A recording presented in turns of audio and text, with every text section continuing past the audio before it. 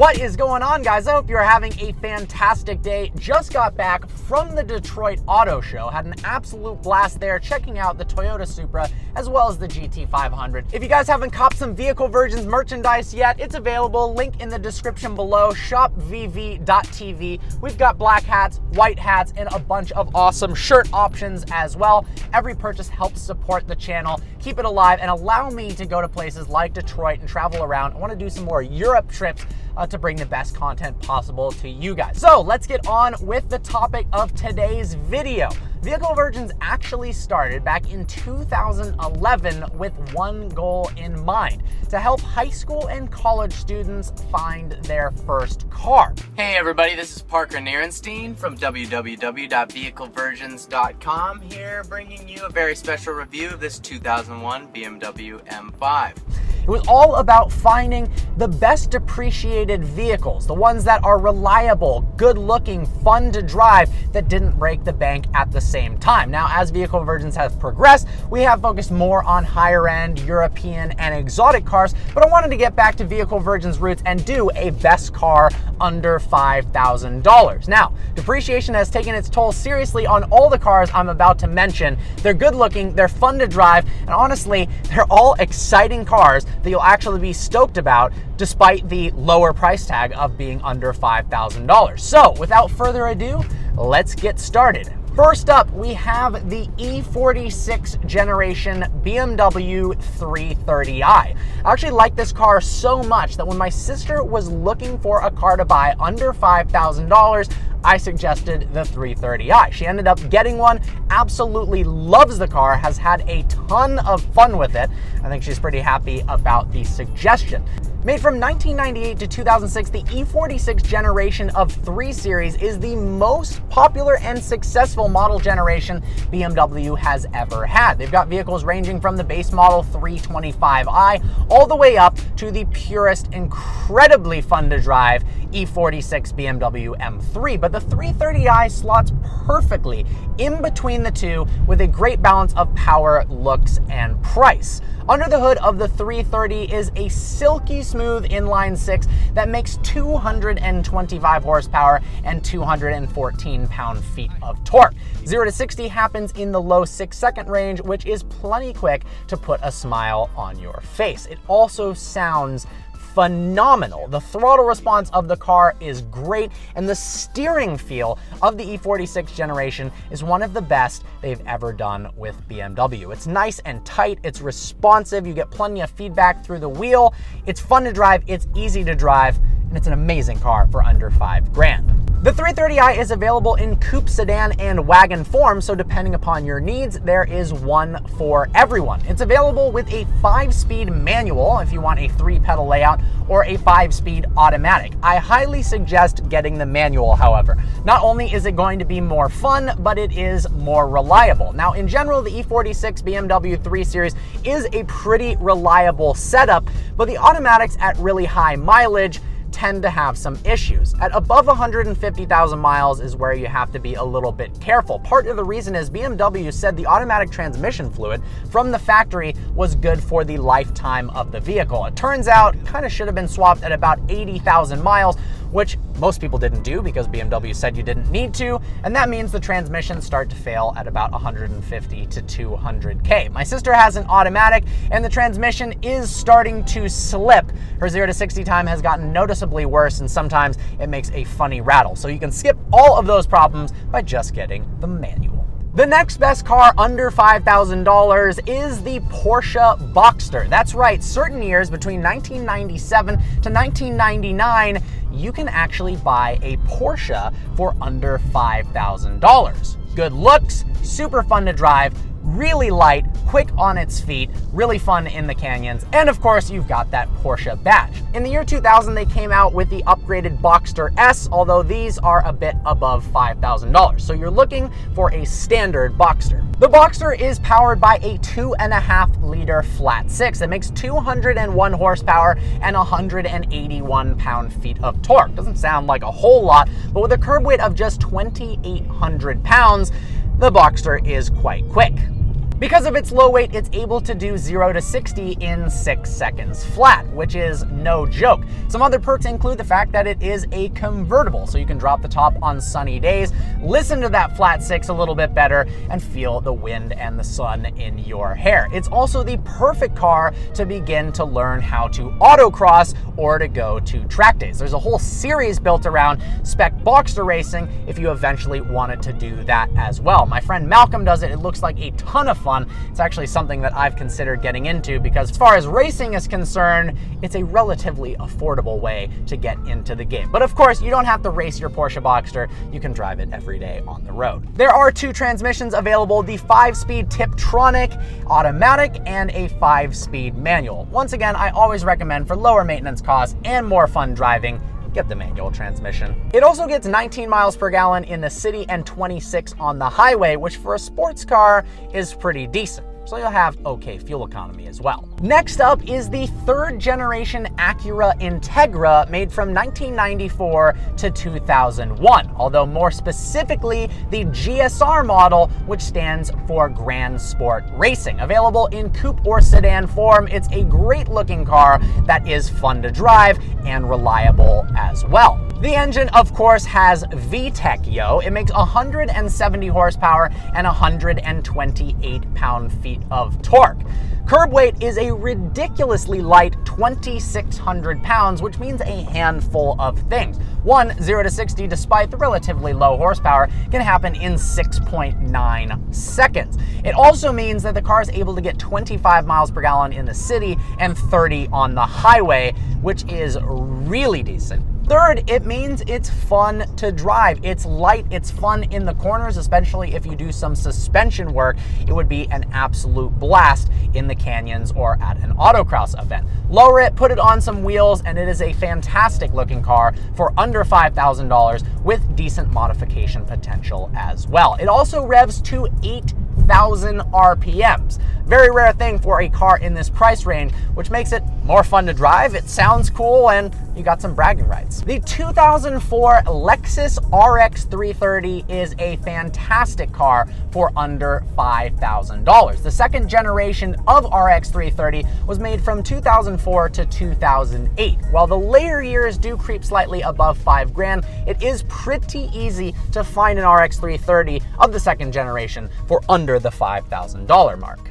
So what makes the RX330 such a good SUV for under $5,000? Well, practicality, luxury, and most importantly, reliability. If you're looking for a reliable car under $5,000, this is a perfect option. It seats 5 people very comfortably in its leather seats. It also rides extremely well, and owners have reported consistent mileage of over 200,000 without any issues, and with proper maintenance, people have pushed their RX330s over 400,000 miles. That is incredible, 400,000 miles, but that's just part of Lexus's incredible reliability. Now, under the hood is a 3.3 liter V6 making 230 horsepower, pulls the vehicle along smoothly, and of course, has that signature reliability. The RX330 is available in 2-wheel drive and all-wheel drive, so if you're likely to go to the snow a bunch, you live in a place with inclement weather, you can get the all-wheel drive model, and if you want better fuel economy and a little bit cheaper of a car, then you can get the 2-wheel drive version. There are some options to look for when you are searching for a used RX330. The Premium Plus package, for instance, is an awesome thing to get. It comes with leather seats, a power tilt/telescoping steering wheel, as well as a wooden and leather steering wheel and HID headlights. Another thing to look for is the Performance package. It gives you all of the stuff in the Premium Plus package, plus 18-inch wheels, more comfortable air ride suspension, as well as upgraded HID headlamps and rain sensing wipers. The upgraded HID headlamps actually swivel in place. Check this out. So it's nighttime, we're going around a left turn. The actual headlights will swivel to the left with the steering wheel inputs to help illuminate around the corner so you can see better at night. Same thing when you turn the steering wheel to the right. This is one of the first cars of its time to have that, and it is a neat feature if you're driving in dark places without street lights often. A common issue with RX330s are cracking dashboards, so definitely look for that when you are searching for an RX330. It looks ugly, obviously doesn't affect the car much, but you can find one without a cracked dashboard. Next up is the NA generation Mazda Miata. Made from 1990 to 1997, this is one of the absolute most fun cars you can get for under $5,000. And because it doesn't have a ton of power, you can really improve your driving skills. There's something to be said about a really solid chassis and not a ton of power, where you can be pushing the car harder than you would with a really quick car and actually learn the lines, learn about weight transfer in your vehicle, and actually have more fun in the canyons without risking your life, because you won't be going super fast. The curb weight of the Miata is a ridiculously low 2,000 pounds. That is about as light as a car can get. Fun to drive, lightweight, super nimble, and ready to take on a local autocross event. Every single friend that I have with an NA Miata is absolutely in love with it. There's a massive online community supporting it, tons of group events you can go to, tons of mods you can do to the car, and none of those are all that expensive to do. Under the hood originally is a 1.6 liter engine making 116 horsepower and 100 pound-feet of torque. In 1994, they upgraded to a 1.8 liter engine, which made 129 horsepower. It's available in an automatic as well as a manual, but definitely, especially with a Miata, get the manual transmission. Perfect car, actually, if you've never driven a manual before, to actually learn how to drive a manual. Swapping the clutch isn't all that expensive. You could even do it yourself. Parts are readily available, and it's a pretty easy car to learn how to drive on. Seriously, I can't recommend this enough. If you've never driven a manual and you're afraid to get a car with a manual because you don't know how to drive, just go for it. The first car that I got with a manual transmission, an E39 BMW M5, I barely knew how to drive manual whatsoever. In fact, on the test drive, I stalled multiple times. So some specifications for you on this car. Which was embarrassing, but I got over it once I actually took the car home, which was definitely an adventure, not really knowing how to drive a manual. I learned within a week or two, it became second nature. I remember thinking, am I gonna be one of the people who can't learn how to drive a manual? Why is this so difficult? But if you actually own a car and you're forced to drive it every day, it'll become second nature super quick. Of course, we've got tutorials on vehicle versions for how to drive a manual to help you with that as well. But seriously, if you're nervous about getting a manual transmission vehicle, don't be, you'll be able to pick it up super easily. Next up, we have one of my favorite BMWs of all time, the E39 Generation 5 Series. How do I know this? Well, I owned a 2001, which is an E39, BMW M5 for 5 years. Incredible chassis, incredible driving dynamics, and just an all-around well-built BMW. They really don't make them with this level of spirit and connection to the road and low weight anymore. Now, you can't get an M5 for less than $5,000, and even if you could, I wouldn't recommend it because the maintenance costs would be extremely high, but you can easily find E39 BMW 540i's from the years 1998 to 2001 for under $5,000. And it's basically almost as good as an M5 without a lot of the issues that you face reliability-wise with the M5.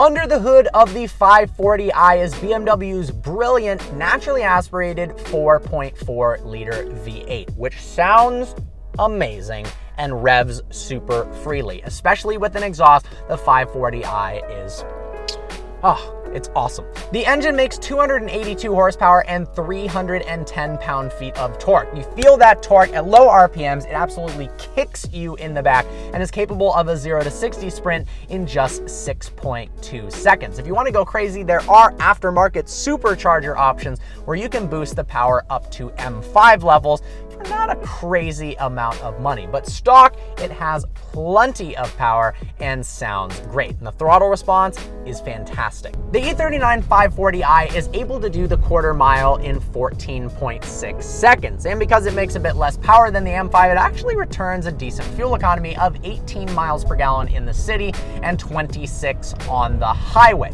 And it is a super well-built engine without a host of problems. Honestly, it's one of the most solid V8s they've ever made, so you shouldn't be too worried about reliability coming from buying an older BMW.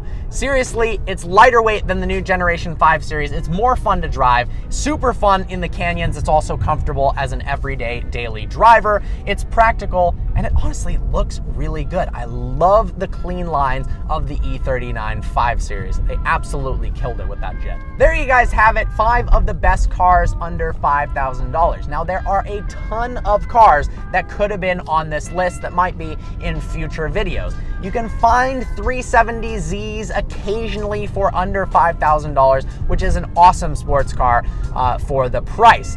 Now, this one is really hard to find, but if you can, absolutely get one as they are going up in value. E36 BMW M3s. My friend actually just picked one up for $4,500. There's a little bit of cosmetic damage, but nothing that can't be fixed. And mechanically, the car is flawless. But the E36 M3 is a super fun car to drive. Lightweight, sounds good, and they are, of course, going up in value. It is a bummer, however. These cars used to be a dime a dozen at $3,500, but the enthusiast community caught on. People realized these were such good deals, and the prices are going up and up and up. I'm curious to hear from you guys what you think are some of the best cars under $5,000. Maybe you own one of the cars on this list, or you own something else that fits into that price range. You could leave a comment in the comment section below to help out other people looking for a car in this range and see what options are available. I'm also curious just to learn what you guys as subscribers are driving every single day. The rain is finally supposed to stop in Los Angeles. My sister is actually coming out this weekend, and we're gonna film some awesome, funny videos together. Love filming videos with my sister. She brings a new angle to the channel, and honestly, it's just fun to hang out with family. I hope you guys enjoyed this video. Like always, please browse the channel and subscribe. I look forward to seeing you next video.